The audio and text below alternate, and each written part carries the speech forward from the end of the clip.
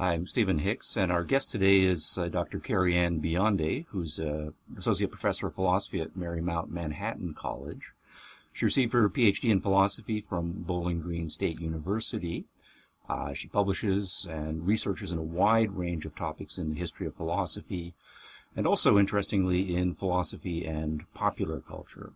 She's also the editor of the philosophy journal Reason Papers, and the winner of her college's Teaching Excellence Award in 2012. Glad to have you here today. Good to be here, Stephen. Thank you. Why don't we start with your history? Why did you become a philosopher, that rare breed? Well, actually, a few different reasons. My undergrad degree is actually in a completely different field.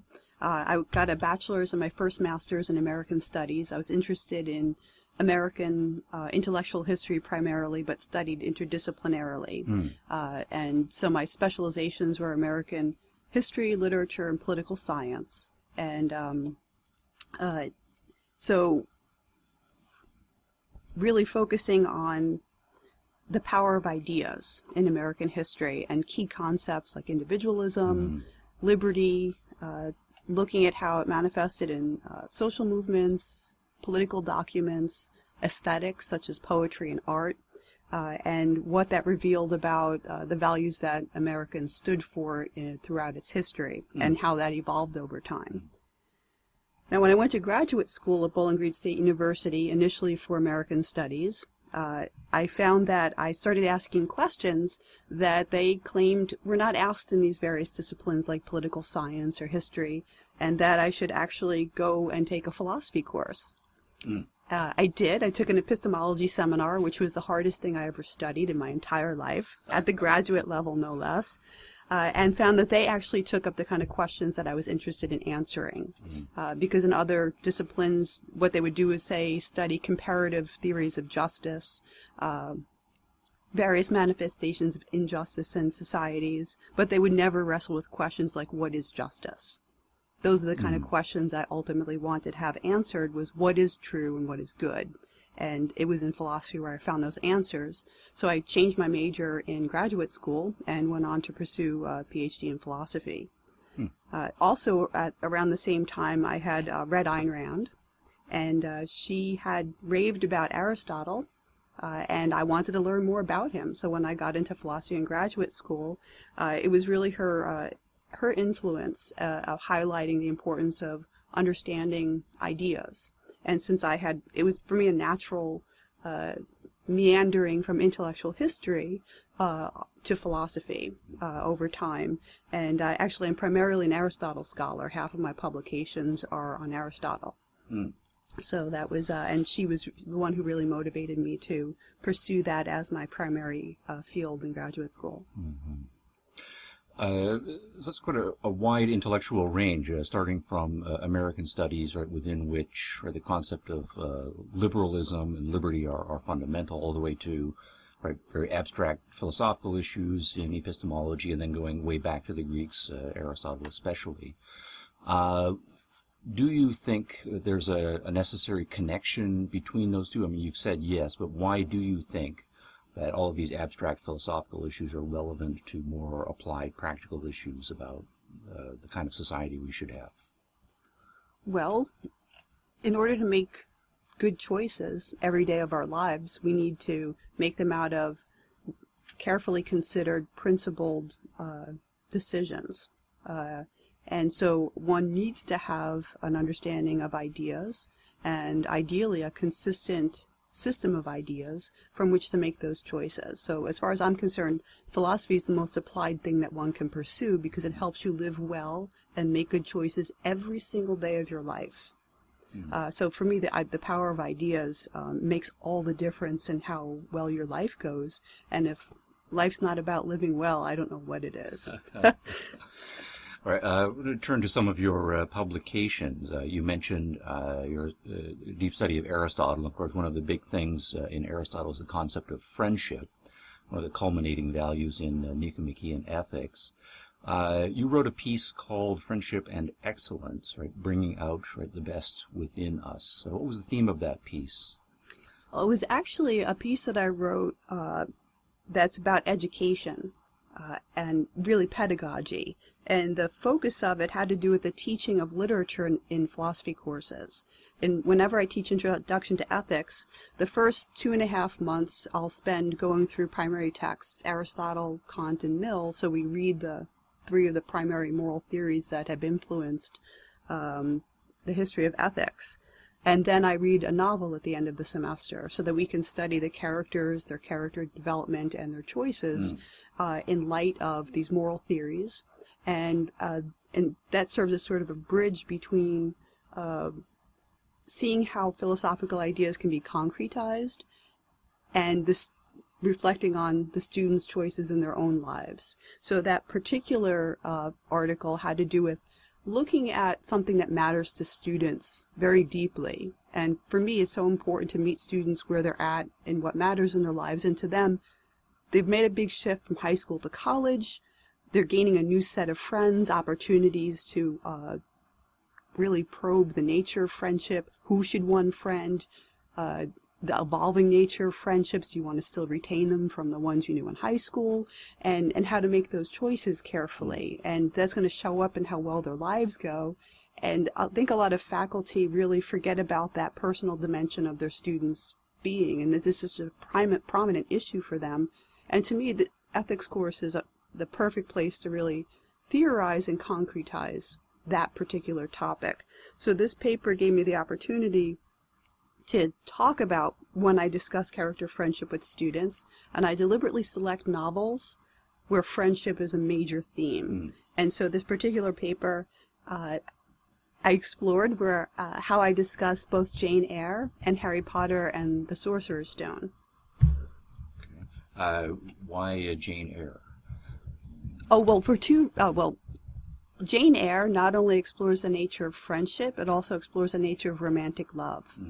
And the dialogue between Jane and Rochester in the development of their friendship turned into romance really gives you both dimensions of that. And the dialogue is so Aristotelian in many ways. It's really remarkable the way in which actually Rochester, when he asks Jane to marry her, sorry for those people who don't know the story, there's a little bit of a spoiler, but that's okay. The way in which he asks her to marry him has to do with, I want you in my life for the rest of my life because you help make me a better person and you are my second self, dear to my heart, and you are my best friend. Okay. And so it's really an Aristotelian character friendship turned into an idealized romantic relationship, and that was the grounds for it, and how it can blossom into something more, how friendship is different from love. Friendship and love are two things students love to talk about. And the talk exploring those issues through literature gives them the psychological distance from their own lives to study it, but in a very concrete way. And then if they're courageous enough to go to the next step and to actually think about how they make the choices in their own lives to whatever comfort level they're at, they can bring their own life examples of a friend or themselves into the classroom discussion or explore through the various assignments I give them in the classroom. And so it's a wonderful opportunity to, I think, make a difference in their lives and for them to integrate academic life and personal life, and for them to see that theory and practice are not two different things, they're aspects of the same living in the world. You also mentioned the Harry Potter and the Sorcerer's Stone. Yes. How do you make those connections? Well, it's a wonderful development over the series of 7 novels of Harry becoming best friends with Hermione and Ron, and how friends can argue, they can push each other, they can let each other down, but they can also ultimately bring out the best in each other. And over the 7 novels, Harry, Ron, and Hermione end up becoming the best versions of themselves because they're willing to push one another to become better than they already started out. So that's one reason. Another reason is there are a lot of people who one should not choose to be friends with. And from the very first novel, philosophy, used to be, in England it's called The Philosopher's Stone. It's the Sorcerer's Stone in the United States. In the Sorcerer's Stone, Harry has the opportunity to befriend Draco Malfoy. And when Draco Malfoy holds out his hand, Harry refuses to take it because he's already seen signs of bullying in Draco. And when he refuses to take it, he stares icily at Draco and says, no, thank you. I think I can tell the right sorts of people myself. And so the very first novel, we see Harry already able to discern for himself between who is a good person to hang out with and who not. And that it matters very much the company that one keeps. And that's also an important topic of conversation, who not to be friends with, not to be indiscriminate about it, that you can make reasoned choices, and what kind of signs, what is the evidence that you look for in other people that would be red flags for you to like keep your distance from them in terms of taking them on as friends or not. Right. You mentioned the connection of this paper to your ethics course, in which you start off teaching Aristotle, Kant, and Mill. Yes. And then everything since then has been a very Aristotelian reading of friendship and excellence. What are the connections or disconnections to Kant and Mill when you get to these literary examples? Well, the examples of various kinds of friendships abound, and I actually have the students apply all three moral theories to various relationships in the novels. I just highlighted the ones that I think lend themselves more to an Aristotelian analysis, but there are lots of other examples where people are just useful to one another or pleasant to be with. I ask students to say, how would Kant critique this particular relationship in this particular novel, and on what grounds. So I have the students apply all three moral theories and evaluate the characters and their choices in light of them all. It's just that this particular issue of friendship, because Aristotle has such a sustained discussion of it, is really the doorway through which we start exploring that. But we compare and contrast the three moral theories in a whole variety of contexts. Okay. Following up on the Harry Potter theme, one of the things you've done in your career is write on philosophy and popular culture. And of course, philosophy has a reputation for being abstract and distant from popular culture, and pop culture sometimes is wild and crazy and so forth. But what has drawn you to devote significant time to making the connections between philosophy and popular culture, and writing on Harry Potter rather than other important cultural figures? Okay, well, my experience with the pop culture and philosophy has swirled thus far on a few popular culture phenomena. Harry Potter is the one I've immersed myself in most, but I've also written pieces on Sherlock Holmes, Steve Jobs, and now Mike Rowe. So there are a wide variety of phenomena, and for me, what's drawn me has to do with the power of the exemplar through fiction. And for me, heroism in literature, I teach a course on heroism. So heroism in literature has always been the big draw for me. Who are my literary heroes? And in terms of popular culture, whether it's films, television shows, characters, personalities, the ones I've picked out to write about are people who have inspired me. So my avenue into pop culture phenomena, the ones I'm interested in studying, although there are many different people and phenomena one could study, really centers around who have I identified as heroes to me, what about them inspires me, and that's really the central topic that cuts across the various pop culture issues I've studied. Okay. In addition to your teaching, which you put a lot of effort into in your publications, which are wide-ranging, you're also the co-editor of Reason Papers. How did that come about, and why do you think it's important to invest, so to speak, a significant amount of time in the editorship of that journal? Well, let me answer first your question, how did it come about? When I was in graduate school at Bowling Green State University, my dissertation chair, Fred Miller, was also the executive director of the Social Philosophy and Policy Center that his colleague, Ellen Paul, was the editor-in-chief of. Because I had a strong writing background coming out of American Studies, where one of my areas was literature, I had written a lot, they thought I was a good writer, maybe I could work as a copy editor for the journal Social Philosophy and Policy that the Policy Center published. So they trained me in the mid-90s, and I worked as a copy editor for them for almost a decade while I was working on my graduate degrees there. And so I had all this editing background. We also co-published some books with Transaction Press, so I'd done both journal editing and book editing. And people in the field of philosophy knew that about me because many of them had visited, like yourself, the Social Philosophy and Policy Center over the years. So some fast forward to the 2000s. The journal's previous editor, Ian Scoble, who took it over from the founding editor, Tibor Machan, knew that I had editing experience, and he was looking to take on managing editors. And so almost a decade ago now, he asked if he would still be editor-in-chief, but he needed managing editors who knew all the nitty-gritty about manuscript typesetting and proofreading and such, and I could do that. So me and Irfan Khawaja, he took on as co-managing editors. And at a certain point in time, Ian had lots of other things he wanted to do and didn't really have time anymore to be editor-in-chief, so he turned it over to Irfan and I in 2011 because he saw how well we had helped edit the journal. So that's how I got into it because of my editing background. Now, in terms of what Reason Paper stands for, I think that best comes out in the subtitle of the journal. It's a Journal of Interdisciplinary Normative Studies. Let me say a couple words about interdisciplinary and normative.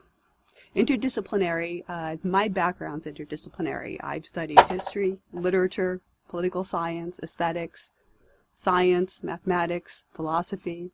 And so I thought that I was very well situated in terms of the range of disciplines I'd been trained in and could serve as a content editor for.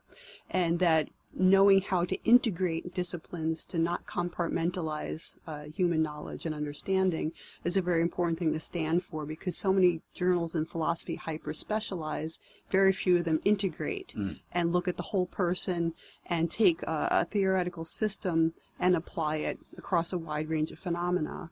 So that's something I think is important that the journal stands for. The other thing is normative. For me, all philosophy is really applied philosophy. It's about living well, and having a journal devoted to being explicitly normative, unapologetically, looking at normativity in all of its applied dimensions is also something I think is distinctive. So I think it's an important journal and mission to carry forward, and that I'm someone whose background in both editing and a wide range of studies makes me suitable for propelling this forward. Yeah, very nice. Speak a little more historically. One of the ways in which philosophers learn is by reading the great philosophers, right, in the past and deciding what they agree and disagree with. So I wanted to ask, in your case, which of the big names in the history of philosophy you've most learned from? So if you could maybe identify the person you've learned the most from and say what that was. There are three who leap out at me far above anybody else: Aristotle, John Locke, and Ayn Rand. Aristotle I've been studying now for almost 15 years, and I'd say the two concepts that have been most engaging for me are, and I'll use the Greek terms first if you don't mind, and then explain what I think is important about them. Ousia, which means being, and eudaimonia, which is flourishing. And the metaphysical and the ethical go hand in hand. And Aristotle's astoundingly complex, richly textured understanding of the natures of beings in the world, and looking at how their being is brought out in relation to other beings in the world, and understanding that you have to stay true to something's nature as part of its good, and to understand it in its own terms is metaphysically so powerful, and I think is something that I've been fascinated by. How does something's nature unfold over the duration of its existence? And when you come to beings who can choose, like us, understanding our own natures in order to learn how to flourish, to achieve the best lives we possibly can for ourselves, and connecting metaphysics and ethics at that deep level is a contribution that Aristotle's made to the history of philosophy that I think is very powerful. And like I said, I got into philosophy in part because Ayn Rand had praised him so highly, and I was attracted to her ideas as well that she had built upon him. And the more I studied Aristotle, the more I realized his views permeate so much of her own that sometimes it's hard to prize the two apart. She's very deeply Aristotelian. Why don't we then jump ahead historically to Rand? Okay. You mentioned autobiographically, you started with Rand, went back to Aristotle, and now Aristotle infuses your understanding of Rand. Yes. But when you were, say, first reading Rand, what were the things about her that stood out for you, and which ones have stood the test of time in your own thinking?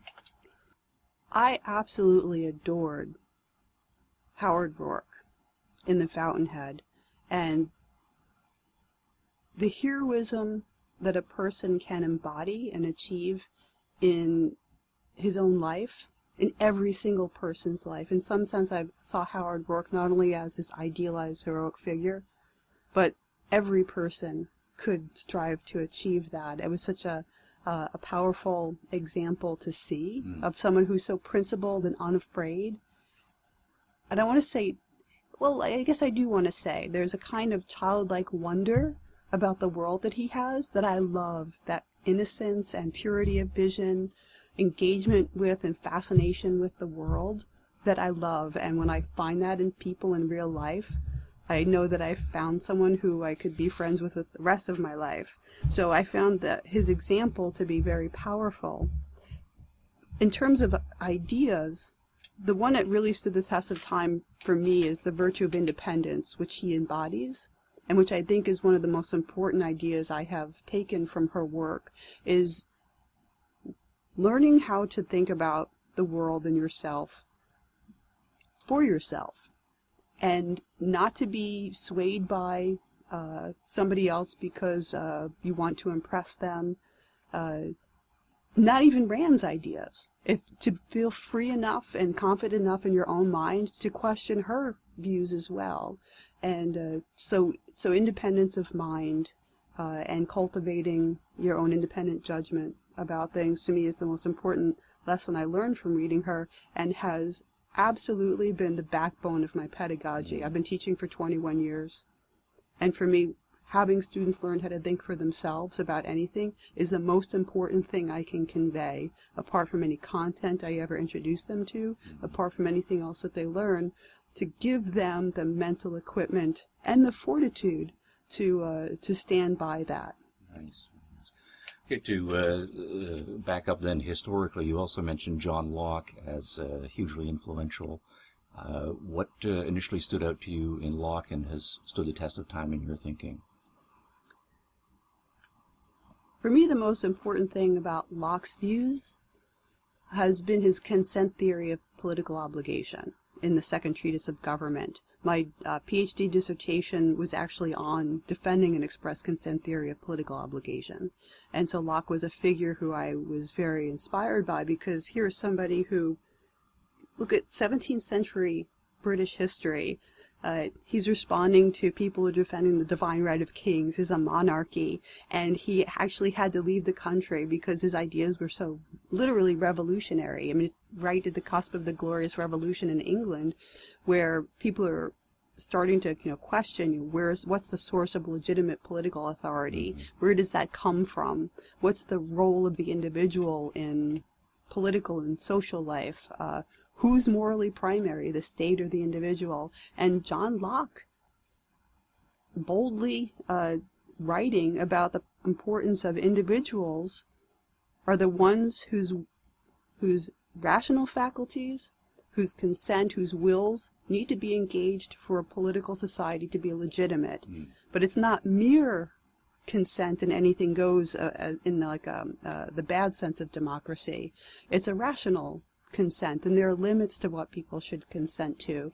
So it's the intersection of the ethical and the political, it's the importance of the individual, and the importance of having the laws that you live by be grounded in your reasoned consent. And that's something that revolutionized how people thought about politics.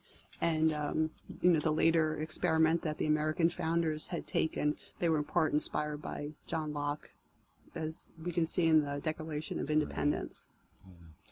Just to focus on the positive, the big names from whom you've learned a lot.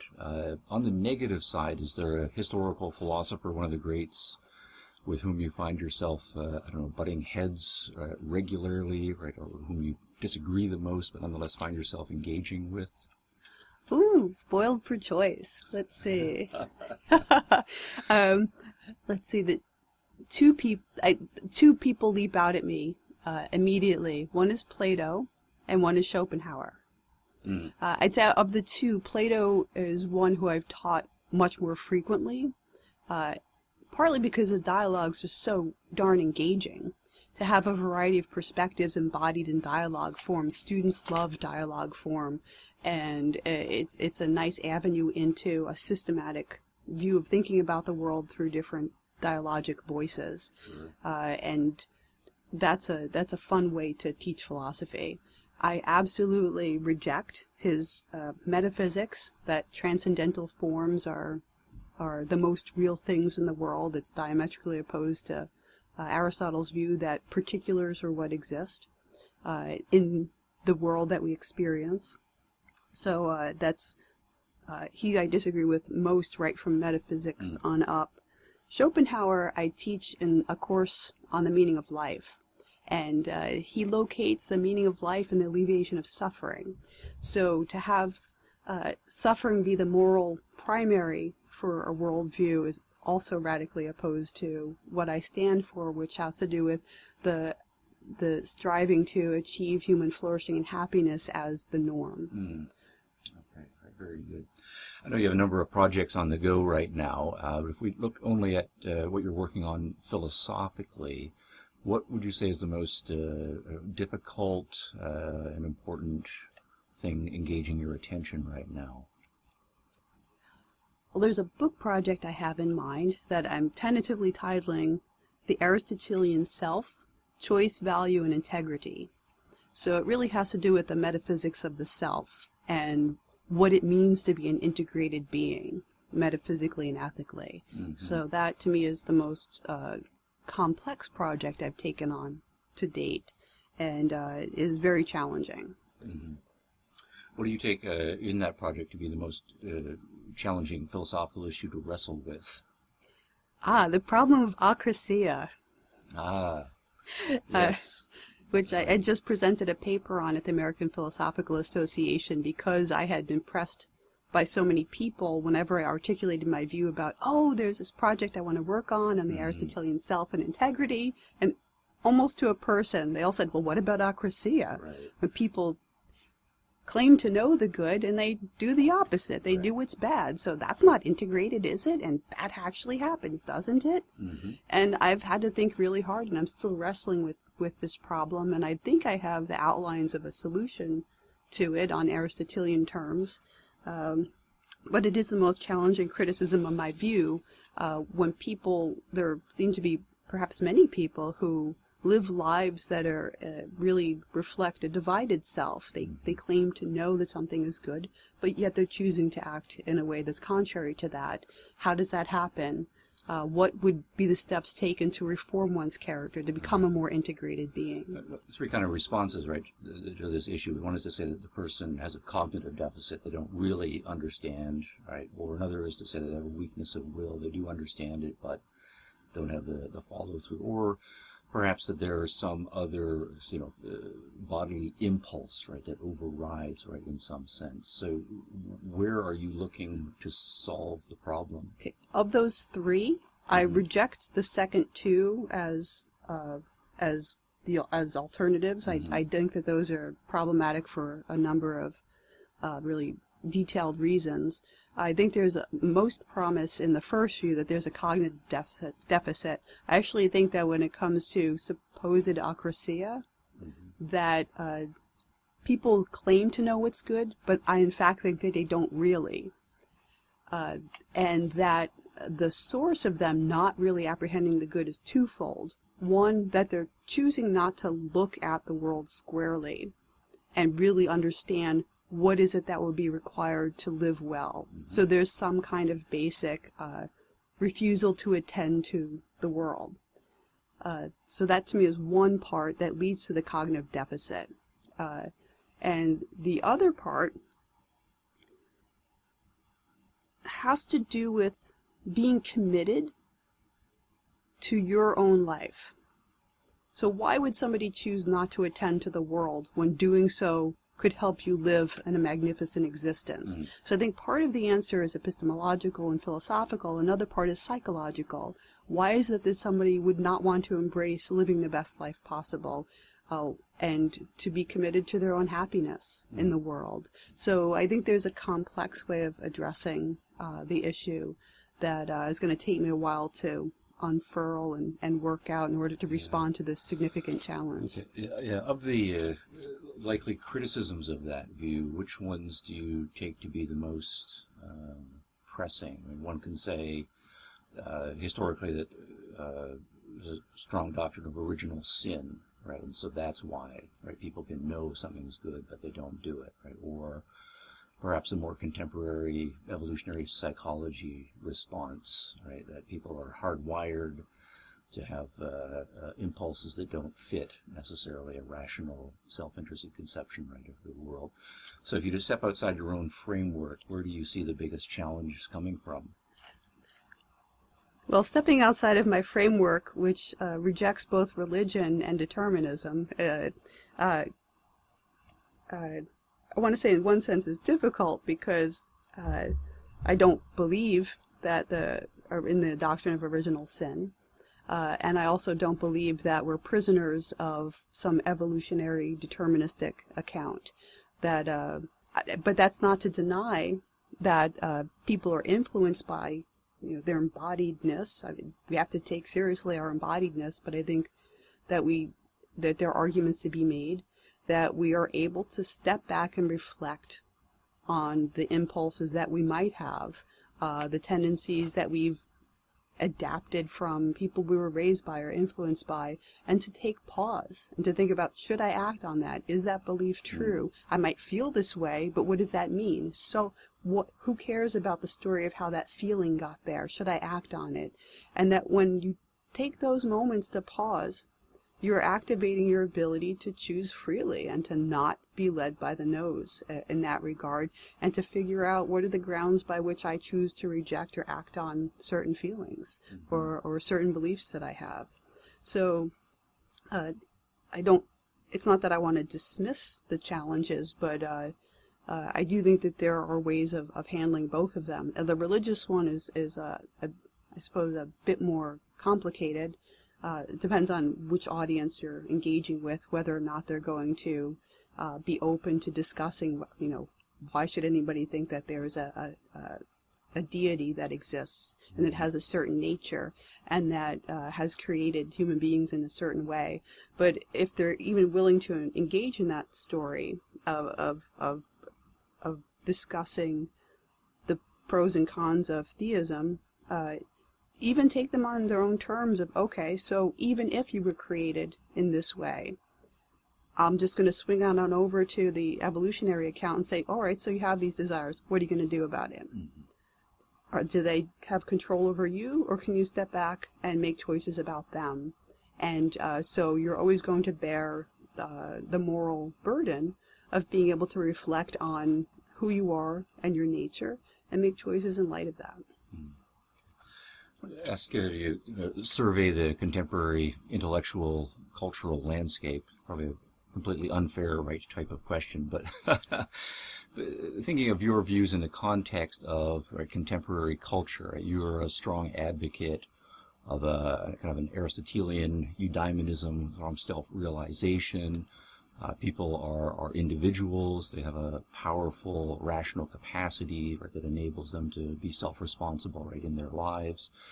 And then part and parcel of that for you is the idea of having a free society, right, within which rational individuals can pursue their conception of the good life. Yes. How powerful do you think that set of views still is in contemporary intellectual culture, and perhaps more broadly in American culture? I know in American culture and studying it is where you started. Those are great questions. With respect to intellectual culture, I'd say it's by far the minority perspective. Mm-hmm. If I were to generalize, I'd say well over 90% of intellectuals, particularly in philosophy departments, are deeply influenced by various thinkers from Marx through John Rawls.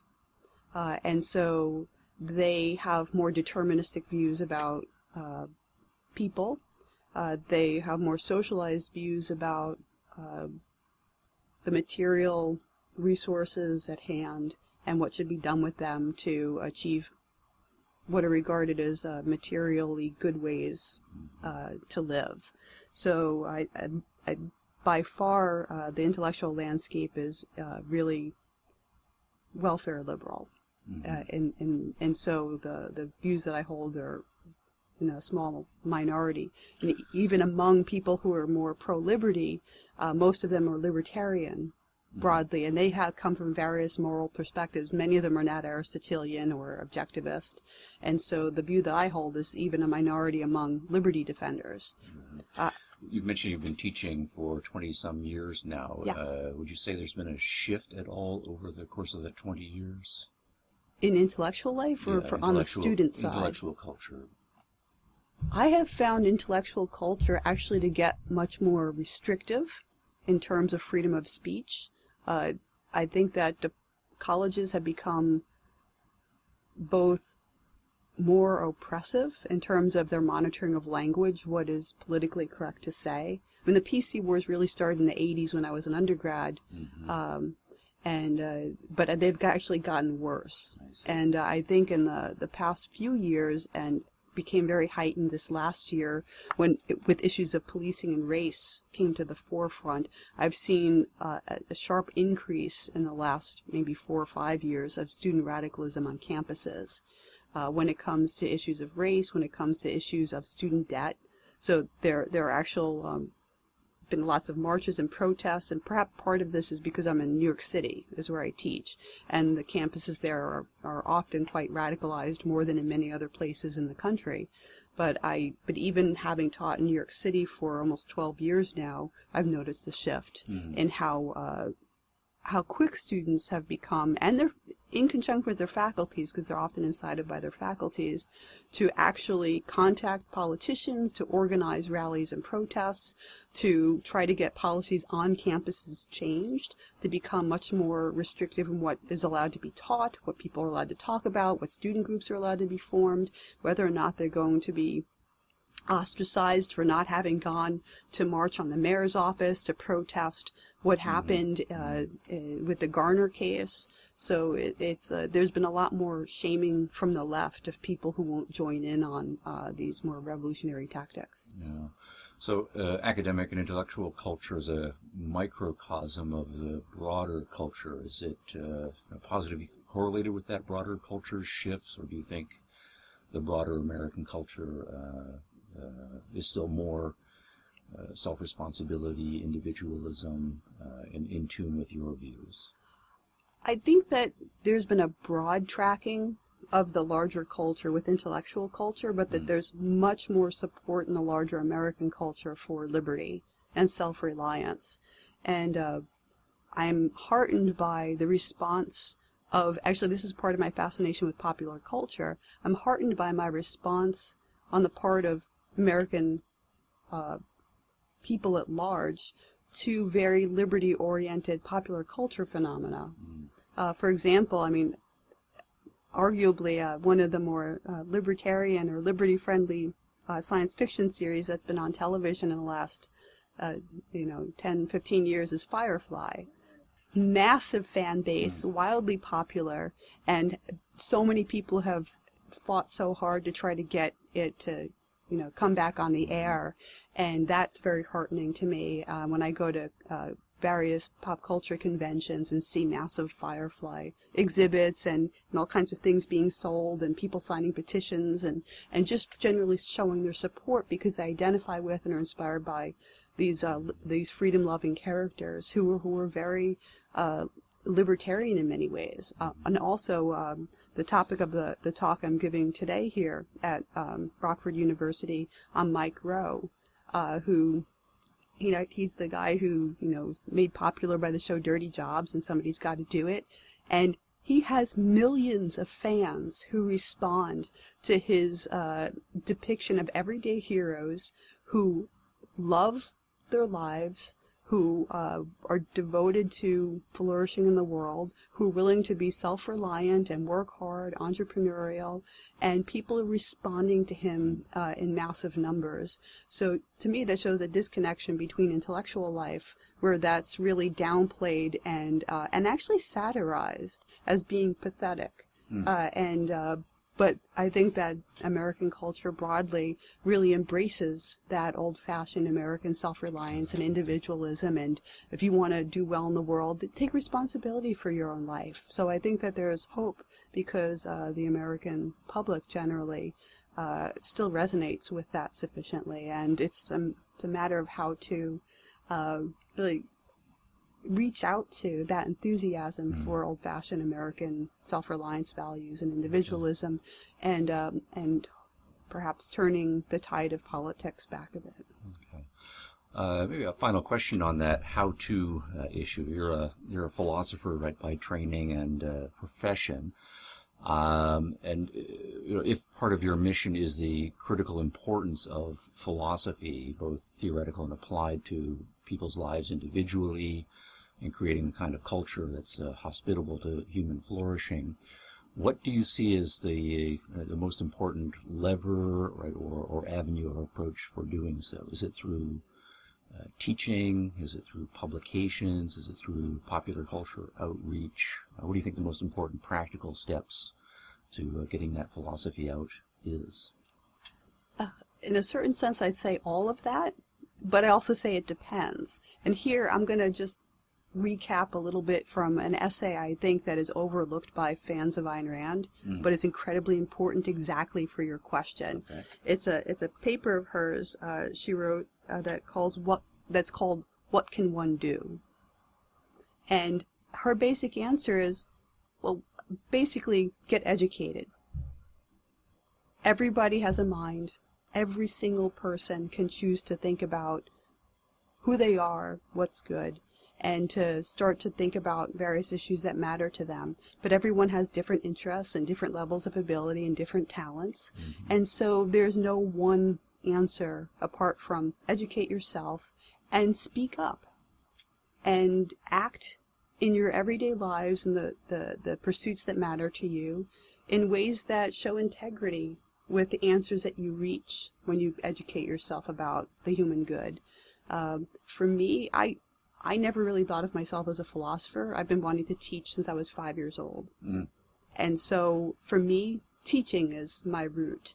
And whether I'm in the classroom teaching or I start a conversation with someone on the subway who I see reading something and we start talking about what they're reading and pursue that conversation to its end and see where that goes, making a difference in people's lives one person at a time. In whatever interests you, and to just be an example of someone who lives a life of integrity to the best of your ability. So I think each person has to answer the question differently depending on what matters to them, and that even if you only affect one other person's life, that's a success. Because cultures don't change in some widespread way, since there's not a cultural mind. We're individuals, and you change people's minds one person at a time in all kinds of ways you never can imagine. So just do what you love, do it intelligently, don't be afraid to talk and stand up for what you believe in, and to just let organic conversations emerge with people in your life every day. Okay. Very nicely said. All right, well, thank you, Professor Biondi, for being with us today. Well, and thank you for the invitation. I had a great time talking with you.